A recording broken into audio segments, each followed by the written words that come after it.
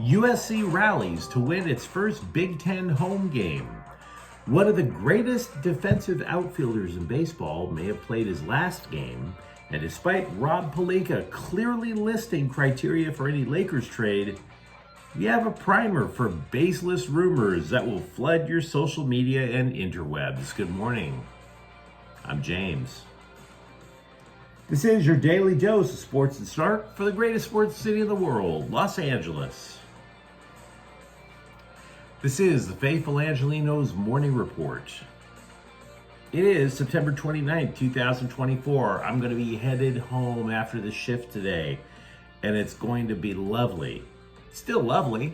It is the Lord's Day. If you believe as I do, take a moment and thank the Lord for the blessings in your life, like LA sports.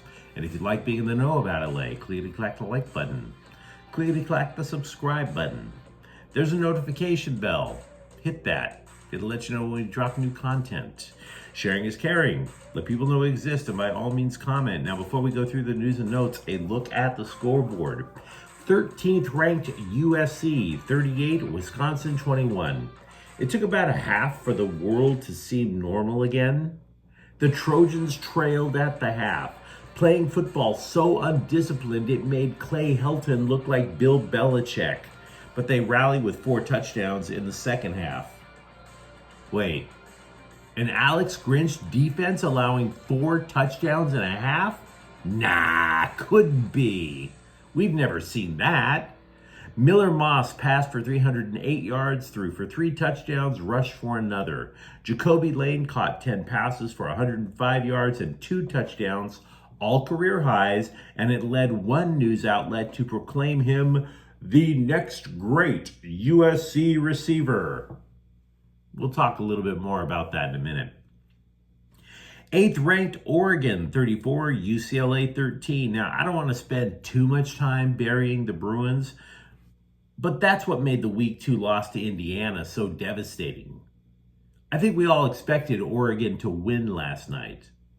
But the point about losing to Indiana was, where's the path for UCLA to get into a bowl game after that loss? At this point, can you see one? For that matter, did you even see the offense improve?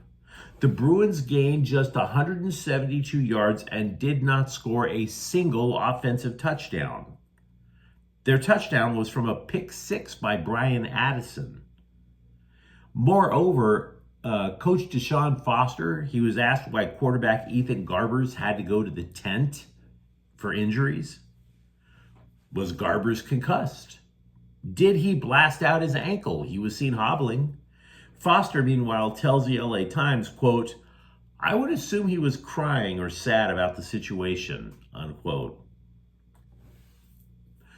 Coach, I realized the Big Ten speech a few months ago tanked, but this is not the time to try out open mic material either.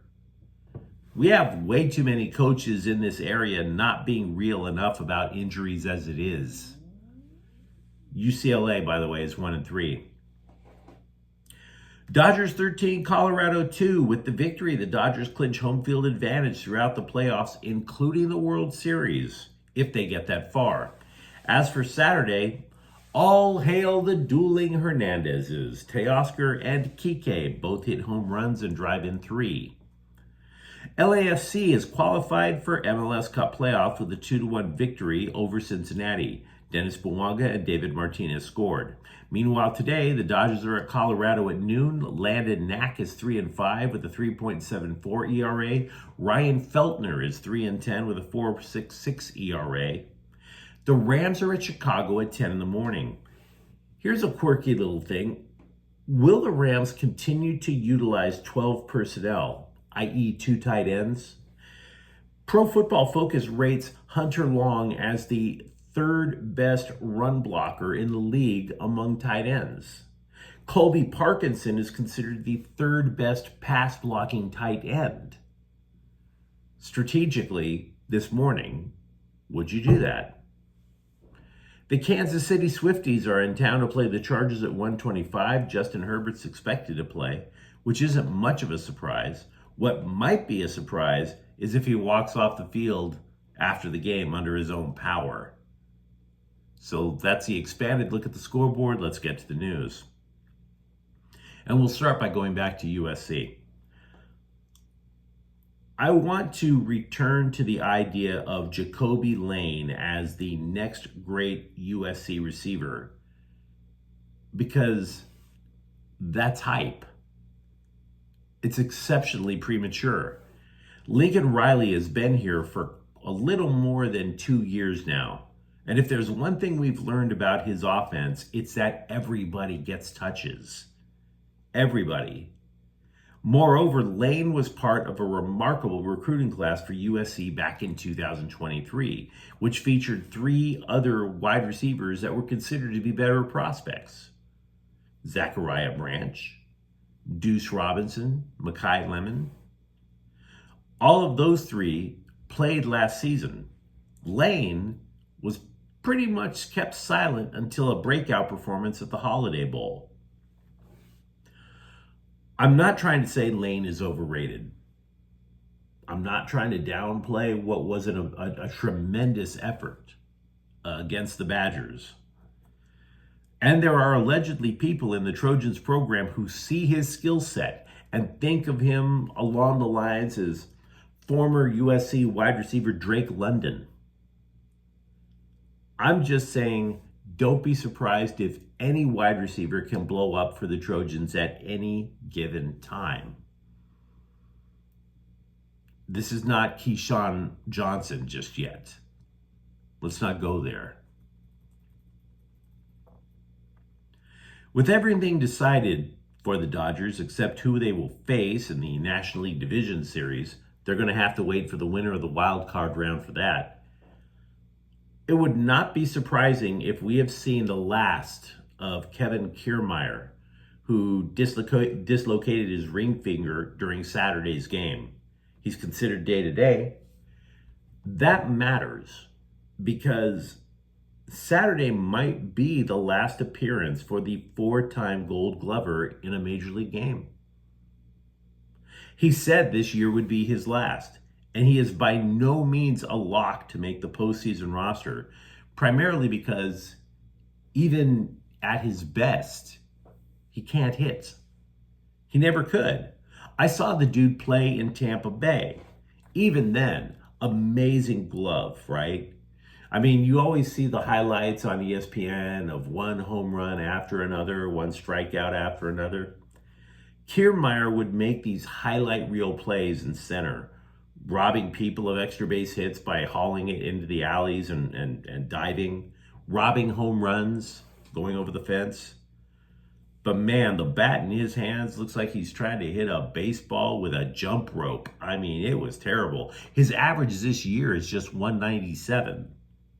He injured the finger sliding in to extend a base hit into a double. Now, he was able to kind of the finger back into place. But by the time he was able to do that, Dave Roberts had already substituted Andy Pages into the match. So Kiermaier could get playing time today, maybe. But there is a possibility that as of now, his career is a wrap. CBSSports.com, as we've established time and again, is very fond of making lists. They count to 10 more often than my dad did when he was deciding whether he was going to whip my ass when I was a kid. Their latest top 10 list, players that are most likely on the NBA trade block. Now, there aren't any current Lakers on the list.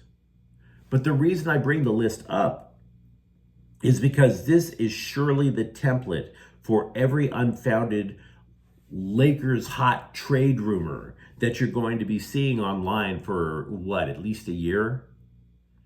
And some of the names you've already seen by those clickbait hustlers. Zach LaVine, he's going to get traded to the Lakers. Jeremy Grant's going to get traded to the Lakers. Bogdan Bogdanovic going to get traded to the Lakers. Matter of fact, 2 former Lakers are not only on the list, but their names have already been used by these pathological lying bloggers to say they will be traded back. Brandon Ingram, Julius Randle.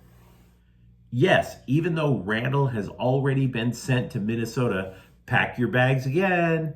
Don't unpack them at all. You're on your way to LA. No, he's not. You will see his name linked with his former team.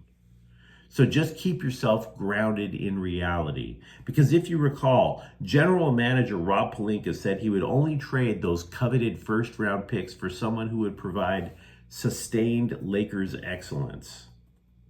Ingram is the highest ranked player on that top 10 list of players who would allegedly be on the NBA trade block. Ingram is also considered to be just the 50th best player in the NBA, which doesn't even make him a surefire all-star. Does that sound like sustained Laker excellence to you? Of course not. Hell, you probably remember watching Ingram and Randle play in LA. So again, don't get hot and bothered over, oh my God, the Lakers are about to make a blockbuster. And it's going to be somebody like, no. Relax. It's all hype. By qualifying for the playoffs, the contract for Galaxy manager Greg Vanney has automatically been extended through the next year. This was first reported by Corner of the Galaxy podcast. MLS reporter Tom Bogert, who is pretty much the Adrian Wojnarowski of American soccer. I don't know. There's things called Woj bombs. I don't know if we want to call it a Bogert bomb. But he said the team will be discussing a long-term deal for Vanney after when the offseason kicks in. Here is something you may not have noticed at the end of the Rams' victory over San Francisco last weekend. 49ers wide receiver Brandon Ayuk was shoved on the Rams sideline. Now, I didn't notice it. I was too busy drinking out of a chalice filled with 49er fan tears. But it did happen. And honestly, the game was over. It shouldn't have. So the NFL fined Darian Kendrick and Cam Kinchins for unsportsmanlike conduct. Then the league turned around and fined the Rams $100K. I don't really have any hot takes on that. I don't have any opinion on it whatsoever. I think all things being equal, with the money that the Rams make at SoFi Stadium, which is pretty much hand over fist, I don't think they're going to have that big of a problem scratching out the check for basically posting an upset victory over their biggest rival and keeping their season alive in the process. A little bit too early. But you let me know what you think in the comments thread. Have you renewed optimism about USC, or are you still very concerned about the first half flops? Do you think that there's any possibility of a Laker trade during this season? And if you enjoyed the content, don't forget to subscribe to Faithful Angelenos. We talk LA sports every single day here. Thank you for watching. I'm James. We'll be back tomorrow. Faithful Angelenos is a Kian Corte El Queso production. Take care.